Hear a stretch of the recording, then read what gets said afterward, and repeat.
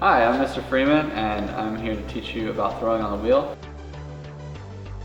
First lesson is going to be throwing a cylinder. So you want to get yourself ready to go. You're going to want to get all these tools that I have out on display: sponge, wire tool.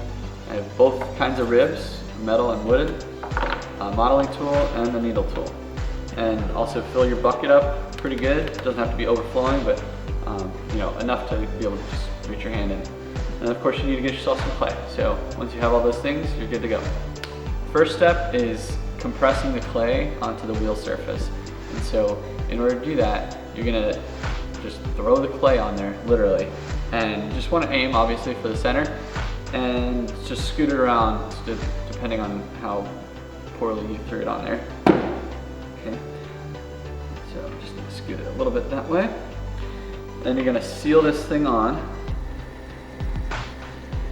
Just kind of using your index finger. Notice I haven't used any water yet. All right. So now I'm gonna load up my hands with water and the clay with water. And I'm just gonna compress it. And this helps it stay nicely onto the wheel. Notice where I'm getting the slip coming from. Most of my pressure is coming right here, and I'm kind of centering that right above, right at the center of this is where this part of my bone is. And then this hand is just kind of setting outside and guiding it. So I'm just compressing that down. Okay, that's step one. All right, so we're ready for step two, and that's coning. Okay, not the kind that you do in the drive-thru at McDonald's, right? This is bringing your clay up into a cone shape.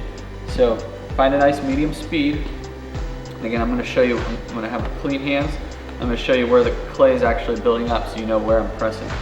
Okay, right about 7 o'clock, if you were to picture this as a clock here, I'm going to put my arm about 7 o'clock, and my other hand's going to be right on the opposite side. And I'm pushing just basically with my arm as if this was a continuous, like as if this was like some sort of rod. And so it's just going to be right here in the palm. My arm's right up against the wheel, and I'm going to squeeze the clay. It takes a little bit of strength. I'm going to squeeze the clay and just gently release as I come up. Okay, so most of the pressure is met with these bottom fingers, and it kind of spreads out as I go. But notice I don't really use my palm on this side, and I don't really use my fingers on this side, so it's almost like they're opposites.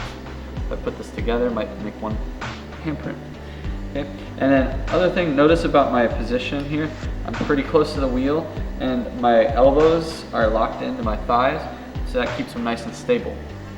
All right, so you would do this 3 times. You'd cone it up, and then you'd compress it. Okay, you're gonna compress it just like you did the first time, except it's at a point.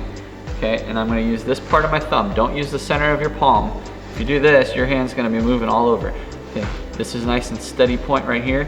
I'm gonna press this down right over the center, and my other hand is just helping to guide it out. If it dries up, just add some water and keep going. Step 3, you're going to compress your cone into the tuna can shape. So this should be your final compression. So you want to make sure it's the best one you do. Keep it nice and centered. It helps if you use a little bit of resistance or like an isolation of your muscles from your shoulders to your wrists. You basically don't want any of those parts to move. The only thing you're going to move is, I guess your elbow a little bit, but I'm just going to put pressure straight down from the top. And as I do that, the clay is going to stretch out. And I'm going to pause right there because I notice it's starting to dry. But you can even see the swirls. Okay, all my pressure is coming right here. Okay, so don't go, way over here, and that's going to cause your hand to spin all over. Okay, and then the other hand, again, is just this hand's just kind of guiding it, gently squeezing it while it's expanding. Okay, so I'm going to go all the way down until I have something resembling a can of tuna. Well, it's a pretty large can, but so it should be flatter and wider than it is tall. Okay, it doesn't have to be perfectly geometric, but the idea is you just don't want the clay still moving about. If you happen to have it off center and you need to, and this was your last time and you wanted to get it nice and centered, just make sure you have water, and just press and hold really nice and tightly, and just hold it there for a few seconds so that it'll actually kind of go into being centered. The longer you hold it in the same spot, the more it's going to conform to that and be nice and centered. Okay, so we'll be moving on to step 4 now. Here we go with step 4. You'll take your right thumb and you're going to try and find the spot on the clay where the middle doesn't really spin much. And I am just slightly off to the right because on the right side the clay is moving away from me, so there's no risk of me accidentally gouging the clay. If I worked it over here, the clay's coming at me and my fingernail's gonna scoop that clay up.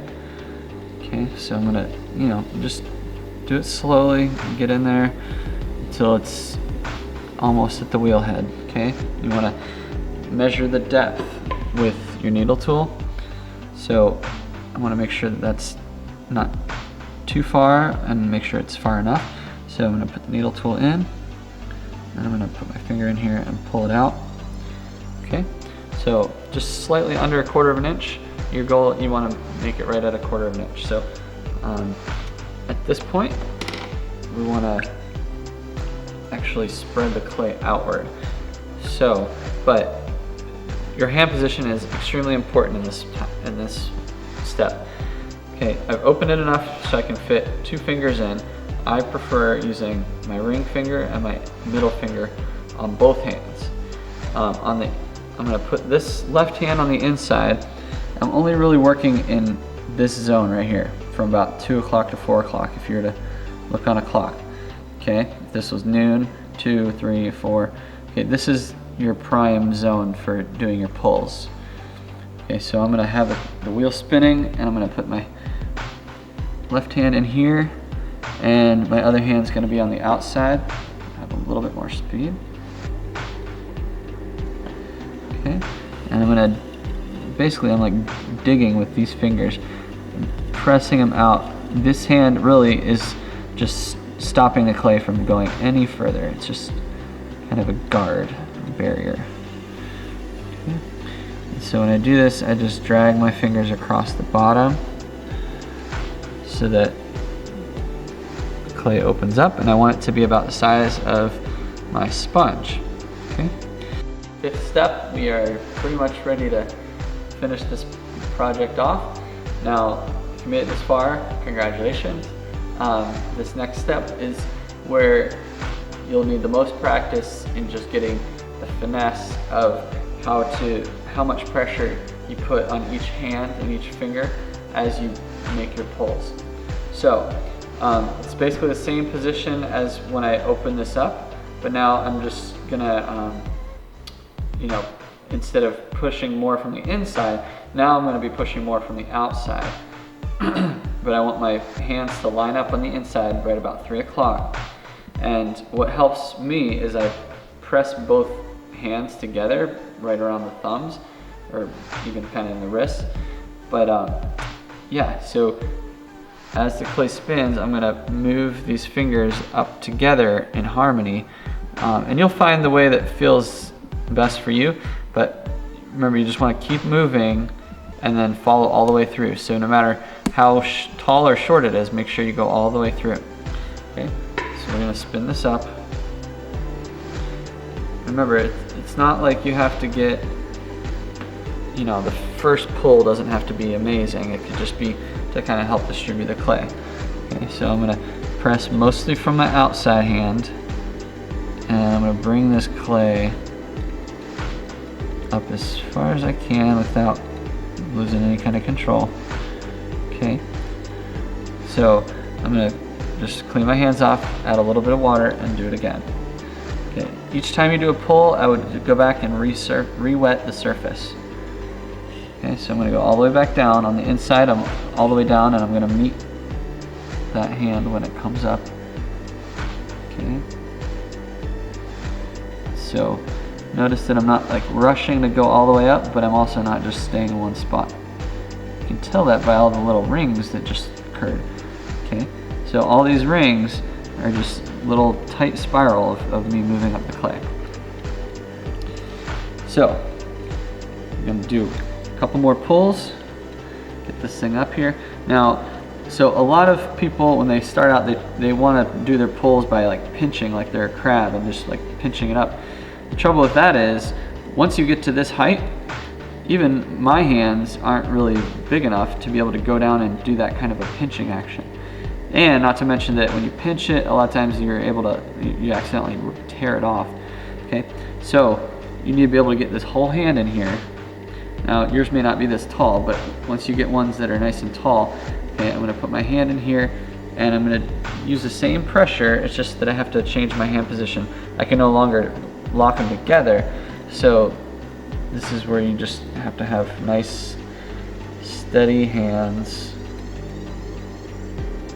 Okay, you don't have to go all the way. If you feel like halfway up you need to re-wet them, then take a second and pause. Add a little bit more water on there, on your hands, maybe on the inside too. Okay, and now I'm just gonna move this finger outside for comfortability, but it's really not doing anything here. I'm just gonna continue that pull right where I left off. Go all the way to the top. Okay.